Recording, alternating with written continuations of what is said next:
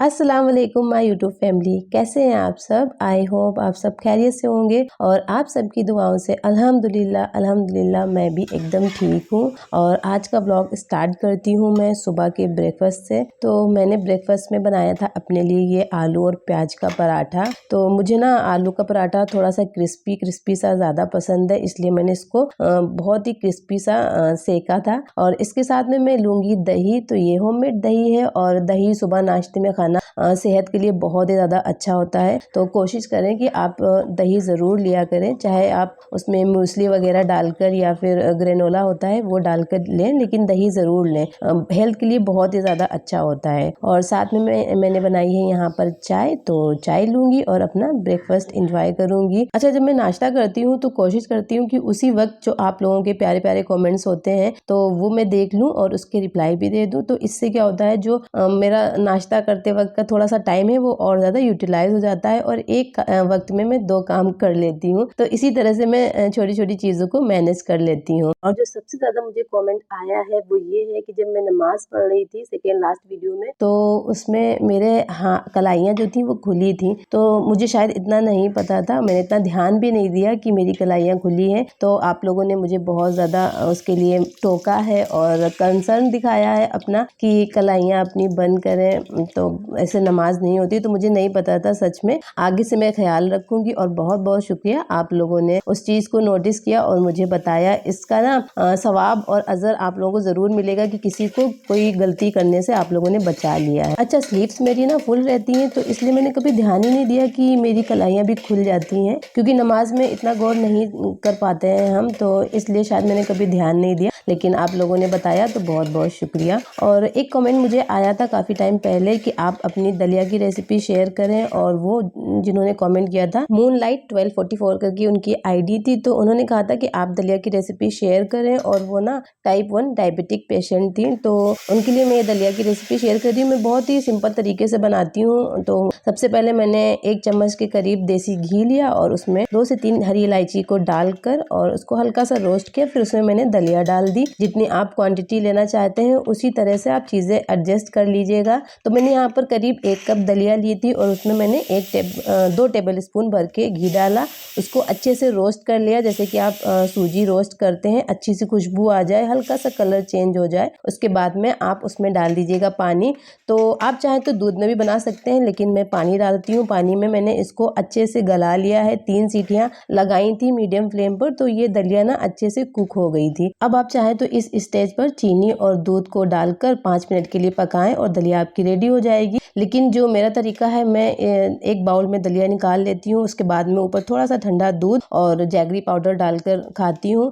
आज मेरे पास jaggery powder ख़त्म हो गया था, तो मैंने यहाँ पर चीनी का पाउडर डाला है और ऊपर से डाल दूँगी थोड़ा सा दूध। और जो डायबिटिक पेशेंट है ना, वो अगर नेचुरल शुगर लेना चाहते हैं तो या तो फिर वो डेट डाल लें, या फिर उसमें अंजीर थोड़े से बारीक से कट करके या फिर उसका पेस्ट बनाकर यूज़ कर सकते हैं। नहीं तो आप फिर जो वो शुगर फ्री आता है वो डाल लीजिए, या फिर आप थोड़ा सा जैगरी पाउडर भी ले सकते हैं, लेकिन ज़्यादा नहीं, क्योंकि ये सब चीज़ें ना आपके लिए अच्छी नहीं है। तो फिर आप थोड़ा सा यूज़ कर सकते हैं मंथ में 1 बार या 2 बार, इससे ज़्यादा नहीं। बाकी इससे ज़्यादा मैं कुछ नहीं जानती हूँ जो आपको बताऊँ। तो दलिया का तरीका यही है, इसमें आप शुगर फ्री या फिर कुछ और डाल सकते हैं। तो ऊपर से मैंने थोड़ी से कटे हुए नारियल के स्लाइसेस और थोड़ा सा रोस्ट किया हुआ मखाना उसको तोड़कर डाल दिया, एकदम अच्छे से क्रश करके डाल दिया है। तो मैं 1 से 2 स्पून ही बस इसमें चेक करूंगी, बाकी मैं रख दूंगी बेटे के लिए, तो वो खा लेगा। मैं शुगर पड़ी तो नहीं खाऊंगी। अब जो बाकी की दलिया है ना बॉयल की हुई, तो मैं इसको रख दूंगी फ्रिज में, और ये मेरा 1 से 2 बार और यूज हो जाएगी। तो मुझे फिर से दलिया को बॉयल नहीं करना पड़ेगा। तो यही तरीका है सिंपल सा दलिया बनाने का। अच्छा, जिन्हें मीठी दलिया नहीं पसंद है तो उनके लिए मेरे पास में नमकीन दलिया की बहुत ही बेहतरीन सी रेसिपी, अगर आपको चाहिए तो आप मुझे कमेंट ज़रूर करिएगा। और अगर आपके पास में कोई रेसिपी है दलिया की तो वो भी मुझे कमेंट करके बताइएगा, मैं ज़रूर उस रेसिपी को ट्राई करूँगी। अब ये शाम का वक्त है और मैं चली गई थी मार्केट थोड़ा सा सब्जी वगैरह लेने के लिए। तो रिक्शे से गई थी मैं मार्केट, वैसे पास में ही है थोड़ी दूरी पे। तो मैंने सोचा चलो आपको भी दिखाते हैं, और थोड़ा सा ग्रोसरी भी लेनी थी। और सुबह के बाद से मैंने कुछ भी शूट नहीं किया था, तो मैं बस जो है शाम के वक्त में आ गई थी मार्केट। और आज मैं आप लोगों के साथ में शेयर करूँगी कि आप अपने घर के बजट को कैसे मैनेज कर सकते हैं, और इस टॉपिक के बारे में मैं डिटेल में आप लोगों से बातें करूँगी। तो आप इस व्लॉग को ना लास्ट तक ज़रूर देखिएगा, और अगर आपको मेरा ये व्लॉग पसंद आए तो इसे लाइक और शेयर ज़रूर करें, और चैनल पर अगर नए हैं तो चैनल को सब्सक्राइब ज़रूर कर दीजिएगा।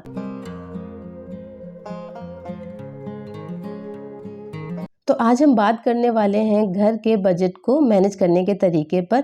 वैसे तो घर का बजट ना हाउसवाइफ या फिर घर की ख़वातीन जो होती हैं उनको ही मैनेज करना पड़ता है, और जो घर के मर्द होते हैं उनका काम होता है पैसे कमाना। वैसे तो बहुत सारी ख़वातीन भी हैं जो कि जॉब वगैरह करती हैं और पैसे कमाती हैं, लेकिन मोस्टली ना मर्द ही हैं जो जॉब करते हैं, पैसे कमाते हैं, और जो घर की ख़वातीन हैं वो घर को मैनेज करके चलती हैं। तो उसी से रिलेटेड आज हम बात करेंगे। और हर घर में ना पैसों का बजट बनाना और उसे अच्छी तरह मैनेज करना बहुत ज़रूरी होता है, ताकि आप अपनी ज़रूरत की चीज़ें आसानी से पूरी कर सकें और फ्यूचर के लिए कुछ बचा भी सकें। तो चलिए शुरू करते हैं। कुछ पॉइंट्स हैं जो कि मैं आपको बताऊंगी। तो जो सबसे पहला पॉइंट है वो है इम्पोर्टेंस ऑफ बजटिंग। तो सबसे पहले मैं आपको ये बता दूं और आपको समझा दूं कि बजट का मतलब क्या होता है। बजट का मतलब है अपनी आमदनी को, जो इनकम है आपकी, उसे मुनासिब तौर पर खर्च करना, ताकि हर चीज़ के लिए पैसे मौजूद हों और हमारे हाथ तंग ना हो। मतलब मैं आपको एक एग्जांपल देकर बताती हूँ। आपकी जैसे सैलरी आई 1 तारीख को, और आपके हस्बैंड की जो भी कमा रहा है आपके घर में, और आपने बिना बजटिंग किए, बिना कोई प्लान या कुछ भी बनाए आपने शॉपिंग कर ली, आपने घर के खर्चे कर लिए, और आपका ना लास्ट में मंथ के एंड में आते आते आपका हाथ एकदम तंग हो गया और आपके पास में कुछ भी नहीं बचा। तो इसे ही मैनेज करने को बजटिंग कहते हैं। तो बजटिंग बहुत ही ज़्यादा ज़रूरी है। घर का खर्च अगर हमेशा सोच समझ कर किया जाए तो ना सिर्फ ज़रूरी चीज़ें पूरी होती हैं, बल्कि आपको ना सेविंग भी मिलती है। और इस्लामी नज़रिए से भी हमें वेस्टेज से बचना चाहिए। अल्लाह ने फरमाया है फजूल खर्ची करना शैतान का काम है, तो फजूल खर्ची से बचें। जो ज़रूरत की चीज़ें हैं वही आप लें और उसी पे आप खर्च करें।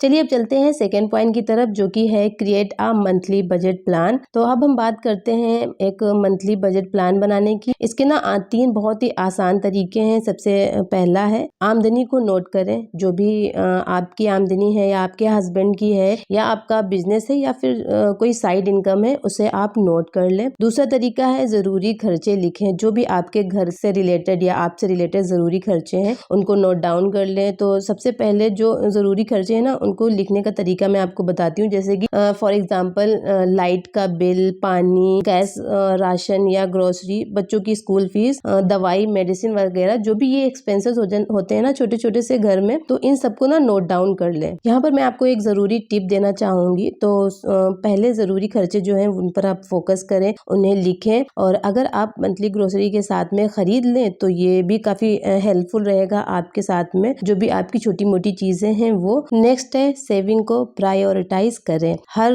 महीने अपनी इनकम का कुछ हिस्सा सेव कर लें। अगर आप अपनी सेविंग को शुरुआत में निकाल लें तो आप इसे बाद में फजूल खर्ची में इस्तेमाल नहीं करेंगे। मतलब आप अगर पहले ही अपनी इनकम से निकाल कर साइड में रख देंगे तो फिर जितना बचेगा उसी में आप अपना जो खर्चा है वो पूरा करेंगे, और ये आपकी एक तरह से सेविंग हो जाएगी, ये समझ कर आप चलें।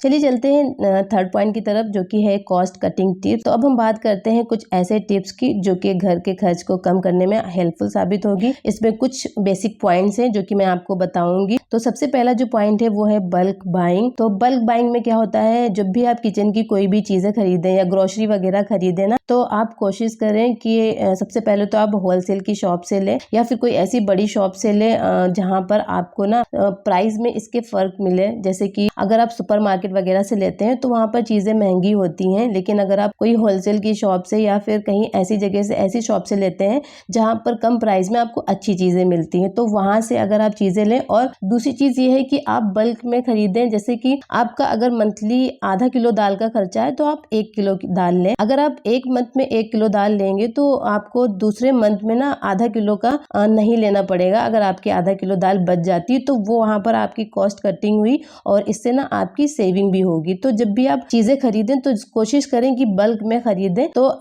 नेक्स्ट मंथ का जो भी आपका खर्च होगा ना वो सेव हो जाएगा। दूसरा इसमें पॉइंट है सेल और डिस्काउंट का फायदा उठाएं। मार्केट में सेल का इंतजार करें, सेकेंड हैंड सेल या फिर स्पेशल डिस्काउंट जहाँ पर हो वहां से आप अगर कपड़े वगैरह खरीद रहे हैं या भी कोई इलेक्ट्रॉनिक की चीजें वगैरह खरीद रहे हैं तो कोशिश करें कि सेल का इंतजार करें। जैसे कि अभी इंडिया में दिवाली की सेल चल रही है तो इस टाइम पे चीजें बहुत ही सस्ती मिलती हैं, चाहे वो कपड़े हो, चाहे वो ग्रोसरी पे भी सेल मिलती है और चाहे वो आपकी इलेक्ट्रॉनिक की चीजें हो, शूज वगैरह। तो इन सारी चीजों पे सेल में ही खरीदें और आपको इससे ना कॉस्ट कटिंग भी होगी और आपकी जो पैसे हैं वो एक्स्ट्रा बच जाएंगे, तो उससे आप सेविंग कर सकते हैं। तीसरा है इसमें होममेड फूड। तो बाहर का खाना खाना बहुत ही महंगा पड़ता है, कोशिश करें कि घर में ही खाना बनाएं जिससे पैसे भी बचेंगे और सेहत भी अच्छी रहेगी। यहाँ पर खैर मैं बहुत ही कम अपने बेटे को बाहर का खाना देती हूँ, कभी कभार मंथ में एक बार या फिर 2 महीने में एक बार बाहर की कोई चीजें मंगा देती हूँ। जैसे कि आज मैंने उसके लिए बर्गर मंगाया था, तो उसको ना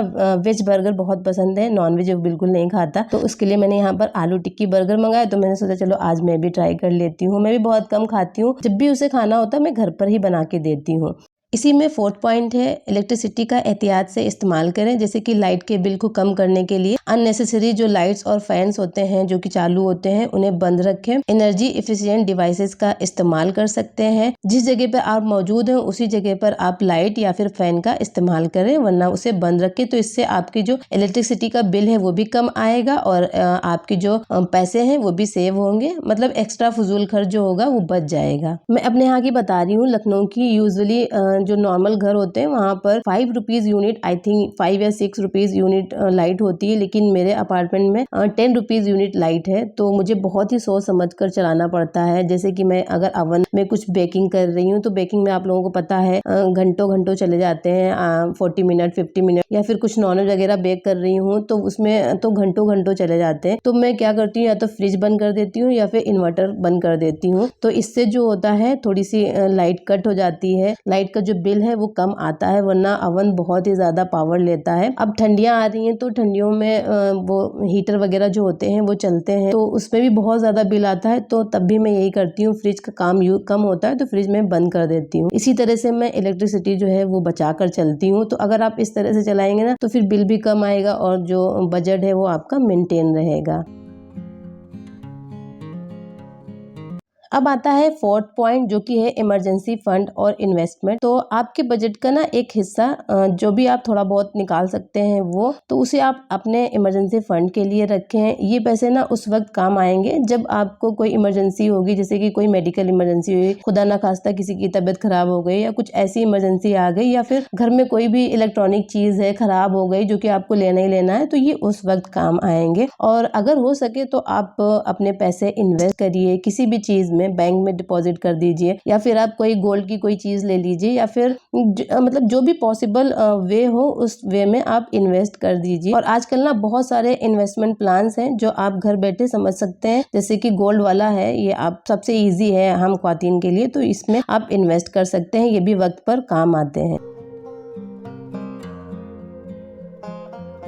फिफ्थ और लास्ट पॉइंट है इसमें मंथली रिव्यू और एडजस्टमेंट। तो आप हर महीने के आखिर में अपने बजट को रिव्यू जरूर करें। इसमें देखें कि किस जगह से पैसे ज्यादा खर्च हुए हैं और किस जगह पर आपने पैसे बचाए हैं, कहाँ पर आपने पैसे सेव किए हैं। इससे क्या होगा, जो आने वाले महीने में आपका जो बजटिंग है ना उसे आप एडजस्ट कर पाएंगे और ये तरीका आपको अपने खर्च को बेटर और मैनेज करने में मदद भी करेगा। अच्छा, मैं आपको एक और टिप जरूर देना चाहूंगी जो कि बहुत ही ज्यादा इंपॉर्टेंट है। जब भी आप शॉपिंग करने जाएं, ग्रोसरी करने जाएं, तो फिर आप अपने ना अगर कोशिश करें कि जो बच्चे हैं उनको घर पर छोड़ के जाएं। तो इससे क्या होगा, जब बच्चे अक्सर बाहर जाते हैं मार्केट वगैरह में, तो उनको अगर कुछ टॉय दिख गया या फिर कुछ उनकी फेवरेट चीज़ दिख गई तो फिर वो जिद करने लगते हैं कि मुझे चाहिए मुझे चाहिए। तो जब उन्हें आप घर पर छोड़ के जाएंगे तो फिर वो चीज़ें आपकी बच जाएंगी जो आप उनको मजबूरी में दिलाएंगे। तो बच्चों को कभी भी मत लेके जाएं। अगर अब पॉसिबल है तो ऑप्शन है, वरना तो मजबूरी है। अगर आप अकेले हैं और बच्चे हैं आपके साथ में तो फिर मजबूरी हो जाती है। कोशिश करें कि छोड़कर घर पर जाएं। अच्छा, खैर मुझे पूरी उम्मीद है आज के जो बजट मैनेजिंग टिप्स हैं वो आपके लिए बहुत ही ज़्यादा हेल्पफुल साबित होंगे। अपनी फैमिली के साथ मिलकर सोच समझकर बजट प्लान करें ताकि आपके घर की जो ज़रूरी चीज़ें हैं वो पूरी हों और आप हमेशा फाइनेंशियल स्टेबिलिटी में रहें। आप अपने क्वेश्चंस और एक्सपीरियंसेस मेरे साथ ज़रूर शेयर करें,